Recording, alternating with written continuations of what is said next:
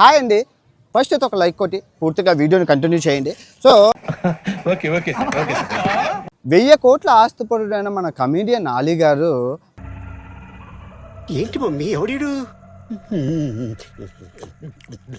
Betting యాప్లు promote చేశారండి. అది కూడా రంజాన్ మాసంలో. అసలు కరెక్టే సార్.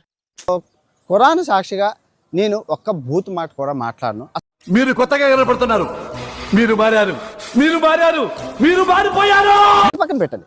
సో ఒక మోసం చేశారు, దాన్ని బిర్యానీ మోసం అంటారండి. అసలు బిర్యానీ తిను, ఆటోలు ఇంటికి వెళ్ళు. ఫ్యామిలీ ఉందారా? చాలా సరదాగా చెప్తాను, ఎందుకంటే అతను కూడా హాస్య నటుడు. ఒక సొంత కామెడీ చేసి ఆయన నవ్విద్దాం, బాగుంటది. అవన్నీ నమ్మే ఉంటే నీ ఫేస్ లాగే నువ్వు ఏదో కన్నాలేసుకు బతకాల్సి వస్తుందిరా. నమ్మించి మోసం చేయడం అంటే నమ్మించి గొంతు కొయ్యడం అంటారు. ఏం మాట్లాడుతున్నావురా, నరాలు కట్ అయిపోయింది. సహాయాన్ని వ్యాపారం చేశారు. ఎక్కడ అసలు సిసలైనా ఇప్పుడు అలా చేసి ఉంటే తప్పేం లేదండి, కానీ అందులో బెట్టింగ్ యాప్ను ప్రమోట్ చేశారండి.